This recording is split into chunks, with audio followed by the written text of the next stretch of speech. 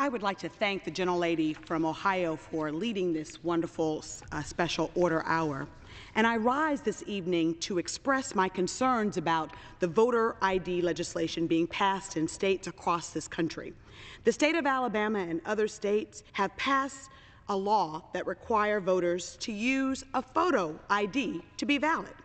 Now, I believe that these types of voter IDs, these laws are really implemented in order to discourage and delay full voter participation in communities and across this nation. It has been alleged by some that voter ID laws are needed to prevent fraud and protect voters who are being victimized. Some political pundits have been taking shots at my own district in Alabama, in particular, alleging blatant voter fraud. Now, I've received numerous feedback from my constituents to the contrary. In fact, my constituents attest that they are offended at the very thought that these voter ID laws are alleging voter protection. They allegedly are for voter protection. The fact is that these voter ID laws are about voter suppression, not voter protection. These laws are in search of a problem that does not exist. Did you know that between 2002 and 2005, just 24 people were convicted of or pled guilty at the federal level to illegal voting? The reality is that 11% of U.S. citizens, or more than 21 million Americans, do not have government-issued photo identification. Also, as many as 25% of all African American citizens of voting age do not have government-issued photo IDs. Voter ID laws have a disproportionate and unfair impact on low-income individuals, racial and ethnic minorities, senior citizens, voters with disabilities, and others. Many of these individuals do not have government-issued IDs or the money to acquire one. It is our obligation as legislators to work to ensure that all American citizens are given the opportunity to express their opinions by using the ballot box.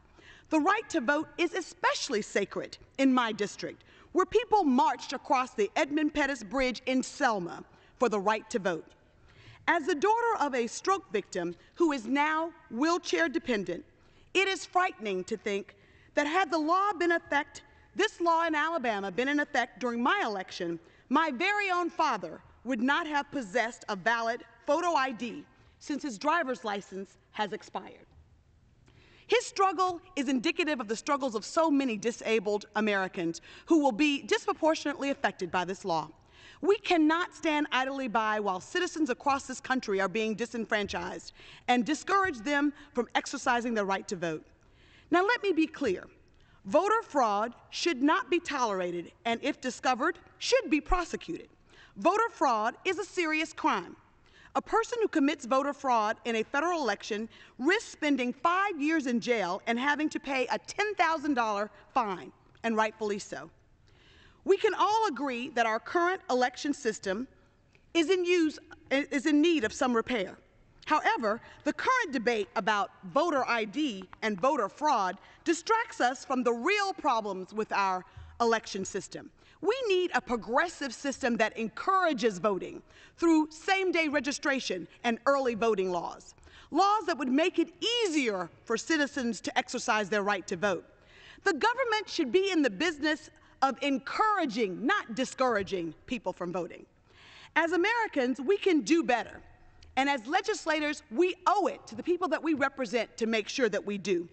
We cannot compromise the integrity of our democratic system and reverse the enormous progresses that our country has made by implementing laws that will seek to discriminate. Now, in protecting my constituents in the 7th Congressional District of Alabama and in this nation, I will continue to work with my colleagues and my congresswoman, like Congresswoman Fudge, to make sure that we vigilantly ensure that state voter ID laws protect and not suppress all voters. I yield back the balance of my time. Thank you. I thank the gentlelady. Thank you so much.